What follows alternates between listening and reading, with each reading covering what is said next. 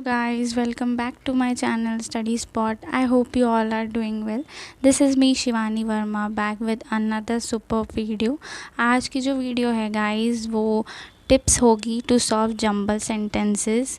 मैंने यहाँ पे कुछ टिप्स मेंशन किया है जिससे जो है हम जंबल सेंटेंसेस को थोड़ा इजीली सॉल्व कर सकते हैं। जंबल सेंटेंसेस का दूसरा नाम जो है गाइस वो रीअरेंजमेंट ऑफ सेंटेंसेस है। इसमें जो सेंटेंस होता है वो जंबल्ड फॉर्म में दिया होता है जिसे जो है हम अरेंज करते हैं। जैसे स्कूल टाइम में हम पढ़ा करते थे, वर्ड्स दिया होता था जिसे हम अरेंज करके सेंटेंस बनाते थे। बैंक एग्ज़ाम में गाइस जो होता है यहाँ पे सेंटेंस जो होता है जंबल्ड फॉर्म में दिया होता है, उन्हें हम अरेंज करते हैं जिसमें एक पूरा मीनिंगफुल पैराग्राफ हमें मिल जाता है उसे सॉल्व करके। तो यहाँ पे मैंने कुछ टिप्स जो है मेंशन किए हैं जिसको समझ करके हम जो है जंबल सेंटेंस जो है थोड़ा इजीली सॉल्व कर सकते हैं। तो without further delay let's get started.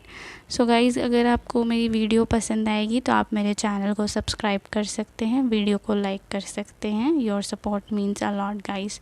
So video को स्टार्ट करते हैं। जो यहाँ पे मैंने मेंशन किया है कि देयर आर सम वेज़, कुछ ऐसे वेज़ है जिसे जान के हम जंबल सेंटेंस को क्विकली सॉल्व कर सकते हैं। स्टेप नंबर 1 जो है गाइस, आइडेंटिफाई करना sentence construction. Identify the sentences construction. इसका मतलब है गाइस कि सेंटेंस का क्या कंस्ट्रक्शन है, सेंटेंस किस वे में कंस्ट्रक्ट किया गया है उसको समझना। Inspecting the theme and the construction of the sentence. अगर हम सेंटेंस के थीम को समझेंगे कि सेंटेंस क्या एक्चुअली में किस बारे है, उसके थीम को समझेंगे, उसके ओवरव्यू को समझेंगे, तो हम जो है जंबल सेंटेंस को एक ईज़िली वे में सॉल्व कर पाएंगे। We can identify the noun. हम लोग नाउन को, प्रोनाउंस को, सब्जेक्ट को और भी जो है अदर पार्ट्स ऑफ सेंटेंस जो मैंने अपने पार्ट्स ऑफ स्पीच की वीडियो में मेंशन किया था, नाउन, प्रोनाउन, वर्ब, एडजेक्टिव, इन सब चीज़ों को समझ करके हम जो है आइडेंटिफाई कर सकते हैं सेंटेंस कौन सा पहला लगेगा या सेकेंड में आएगा। इसके फॉर्म को हम समझ सकते हैं। उसका कंस्ट्रक्शन आइडेंटिफाई करना बहुत इम्पॉर्टेंट है गाइस सॉल्व करने के लिए। नेक्स्ट गाइस, स्टेप 2 जो है, read all the options thoroughly. यहाँ पे ऑप्शंस को हमें रीड करना है थॉरोली। ऑप्शंस हमें, जैसा कि हम सब जानते हैं, बैंक एग्ज़ाम्स में जो है हमें ऑप्शन दिया जाता है, 5 ऑप्शंस देते हैं। 5 ऑप्शंस को अगर एनालाइज़ करते हैं गाइस, तो एनालाइज़ करके हम इजीली जान सकते हैं कि पहला कौन सा हो सकता है, दूसरा कौन सा हो सकता है, या कंक्लूडिंग वाला सेंटेंस कौन सा हो सकता है। तो ये हम ऑप्शंस को पढ़ के भी समझ सकते हैं। बैंक एग्ज़ाम में हमें एडवांटेज मिलता है ऑप्शंस का। सो ऑप्शन से भी हम फाइंड आउट कर सकते हैं काफ़ी आंसर्स। सो यहाँ पे है कि सारे ऑप्शंस जो है इम्पॉर्टेंट होते हैं बैंक एग्ज़ाम में। तो हम while the first and second one जो है वो it look obvious might so happen that the construction might be completely different as given in the option. Option पढ़ के हो सकता है हमें लगे कि कंस्ट्रक्शन कुछ और ही है, तो हमें उसे बार बार पढ़ना होगा और पढ़ के समझना होगा और अपने अकॉर्डिंगली ऑप्शंस को देख के देखना है कि कौन सा साउंड परफेक्ट कर रहा है जो हमारा सेंटेंस में आएगा। तो उस साउंड को पढ़ करके भी हम समझ सकते हैं कि ये इसका स्ट्रक्चर होगा, ये इसका जो है हम फाइनली बोल सकते हैं कि ये आंसर है। तो वो हम ऑप्शंस के द्वारा भी गाइस जान सकते हैं। सो सॉरी गाइस, राइटिंग उतनी अच्छी नहीं है, बेयर विद द राइटिंग। कुछ इशू होता है, कुछ अगर आपको नहीं समझ आएगा तो आप कमेंट बॉक्स में कमेंट कर सकते हैं, मैं रिप्लाई कर दूँगी। स्टेप 3 जो है guys, look for the opening sentences. हमें जो है सबसे पहले गाइस ढूंढना होता है कि सबसे पहला ओपनिंग कौन सा सेंटेंस हो सकता है, कौन सा सबसे बिगिनिंग सेंटेंसेस हो सकता है। वही सेम गाइस हमें पढ़ के जानना होगा कि जो है ओपनिंग सेंटेंसेस कौन सा हो सकता है। तो यहाँ पे गाइस लिखा है, finding out the opening sentence is the foundation of any sentence construction. कोई भी सेंटेंस जो होता है, कोई भी पैराग्राफ होता है, उसका ओपनिंग सेंटेंसेस उसका फाउंडेशन होता है, वो उसका उसका बेस होता है गाइस। तो उसको फाइंड आउट करना भी बहुत इम्पॉर्टेंट होता है ताकि हम आगे के सेंटेंसेस को फाइंड आउट करें। अगर सपोज़ हमें पहला सेंटेंसेस अगर मिल जाता है गाइस, तो उससे अदर सेंटेंस को भी जो है हम प्लेस बाय प्लेस उसके लास्ट के वर्ड को प्लेस करके हम फाइंड आउट कर सकते हैं। जैसे कि अगर हमें पहला सेंटेंस मिल गया तो उसका जो लास्ट वर्ड आएगा उससे कनेक्ट करके हम सेकंड सेंटेंस को फाइंड आउट कर सकते हैं। सो इस पैराग्राफ में बेसिकली वही बोल रहा है। सो फर्स्ट सेंटेंसेस ढूंढना, ओपनिंग ढूंढना, ये सबसे इम्पॉर्टेंट होता है नेक्स्ट सेंटेंस को ढूंढने के लिए। आई होप आपको समझ में आ रहा होगा गाइस। सो आगे बढ़ते हैं। आगे बढ़ते हैं गाइस। स्टेप 4 जो है connect the sentences and find the link. जैसे कि मैंने पहले भी अभी बोला कि सेंटेंस को कनेक्ट करके हम एक लिंक फाइंड आउट कर सकते हैं। हमें जो है सेंटेंसेस का लिंक पता करना होगा। Rightfully placing a connection between the sentences with the use of pronoun, article, adverb, adjective and other part of the sentence will provide the right answer. अगर हम कनेक्शन फाइंड आउट करते हैं sentence के बीच में, pronoun पढ़ के, article पढ़ के, एडवर्ब पढ़ के, एडजेक्टिव पढ़ के या अदर भी जितने पार्ट्स ऑफ स्पीच जो कि मैंने अपने वीडियो में डाला था वो सारे अगर हमें उनका नॉलेज है तो हम उनके हेल्प के मदद से हम नेक्स्ट सेंटेंस को भी जो है फाइंड आउट कर सकते हैं। तो हमें जो है एक सेंटेंस को पढ़ के उसके साथ दूसरे सेंटेंस का लिंक जानना भी बहुत ज़रूरी है गाइस, ताकि हम जो है अपना सेंटेंसेस को इजीली सॉल्व कर पाएँ। सो नेक्स्ट स्टेप जो है गाइस और लास्ट स्टेप जो मैंने यहाँ पे मेंशन किया है, we can look for the conclusion of the sentences. हम लोग को अपना जो सेंटेंसेस का कंक्लूजन है, लास्ट वाला जो है सेंटेंस, उसको कैसे हम फाइंड आउट कर सकते हैं। अगर सेंटेंस स्टार्ट होता है हेंस से, फाइनली से या देयरफॉर से, ये सेंटेंसेस को हम लास्ट में लगा सकते हैं अपने अरेंजमेंट का। हमने पढ़ा होगा कोई स्टोरी होता है गाइस जिसमें लिखा होता है देयरफॉर, मतलब यानी कि, या फिर फाइनली से तो पता चल ही रहा है फाइनली हाँ अब हो गया ये या वैसा, तो इस वर्ड से पता चल ही रहा है कि वो लास्ट में अरेंजमेंट में आ सकता है। तो अगर हमें किसी अरेंजमेंट में सेंटेंस में हेंस, फाइनली या देयरफॉर मिल जाता है गाइस, तो हम जो है फाइंड आउट कर सकते हैं कि यस ये अरेंजमेंट में जो है लास्ट आएगा। सो इससे हम अपना कंक्लूडिंग स्टेटमेंट भी निकाल सकते हैं। सो अभी तक जितने भी मैंने पॉइंट्स यहाँ पे मेंशन किए हैं गाइस, मैं उनको एक बार समराइज़ कर देती हूँ ताकि और अच्छे से आपको क्लियर हो जाए।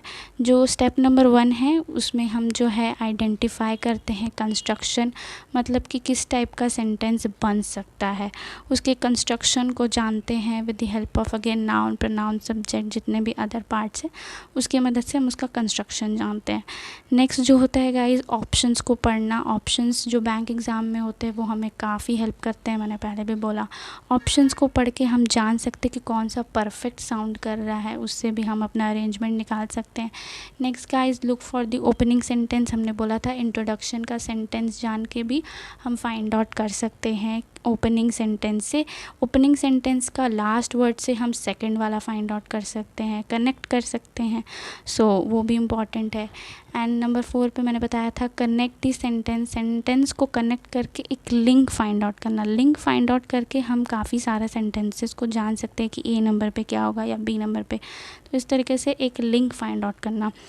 नेक्स्ट और लास्ट मैंने बताया था गाइस कि we can look for the conclusion. Conclusion को हम कैसे फाइंड आउट कर सकते हैं अगर जो है अरेंजमेंट में हेंस हो, फाइनली हो, देयरफॉर, क्योंकि बेसिकली ये सब वर्ड जो होते हैं सेंटेंस के लास्ट में लगते हैं, तो इससे भी हम जो है फाइंड आउट कर सकते हैं हमारा सेंटेंस का कंक्लूजन।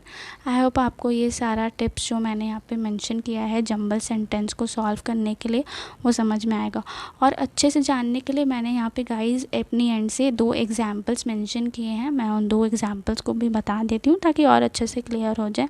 नेक्स्ट वीडियो में मैं और भी एग्जाम्पल्स, प्रॉपर एग्जाम्पल्स लेके आऊँगी।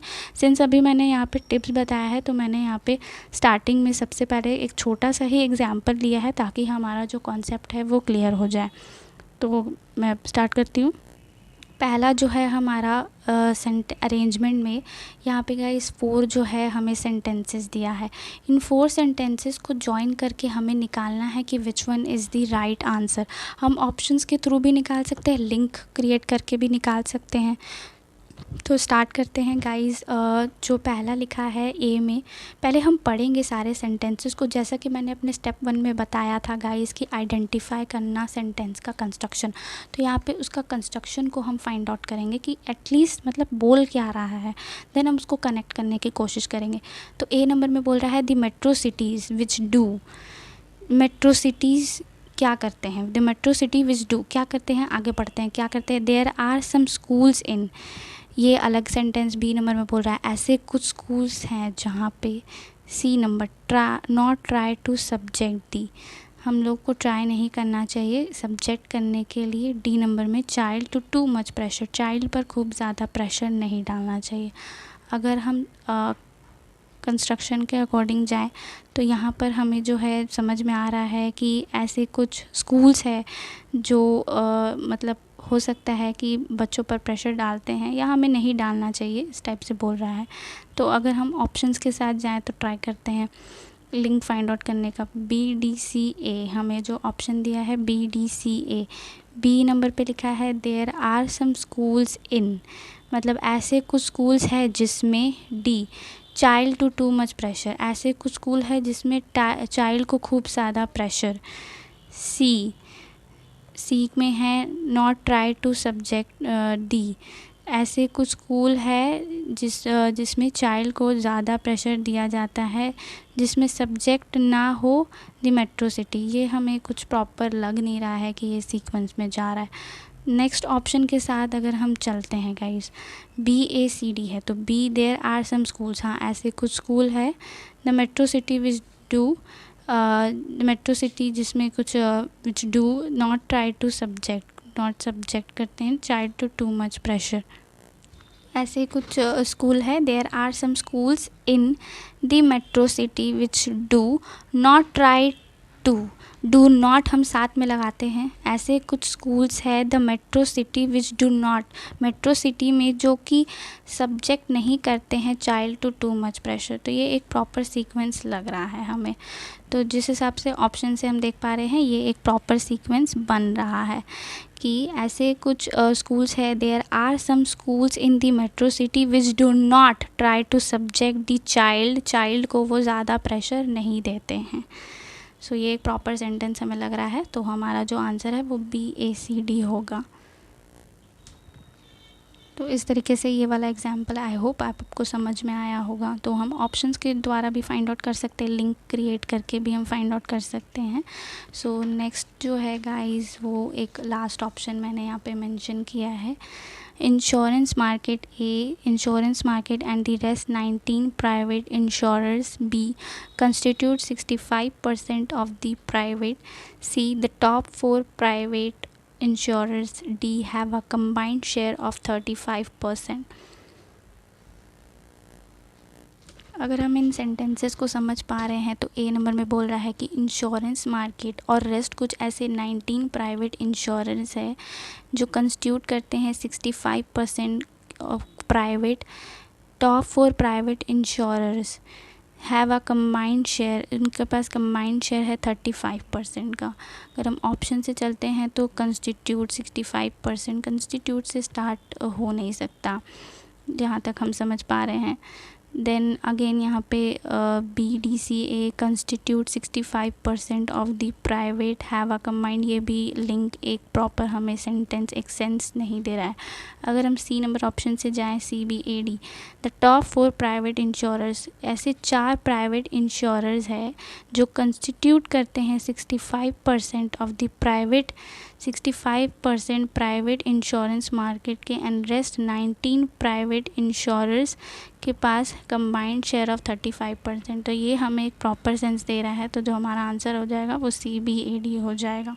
सो आज के लिए इतना ही, मैंने यहाँ पे कुछ tips as well as examples भी शेयर किया है। आई होप आप सबको समझ में आया होगा। अगर आपको वीडियो पसंद आता है तो आप मेरे चैनल को सब्सक्राइब कर सकते हैं, वीडियो को लाइक कर सकते हैं। Thank you.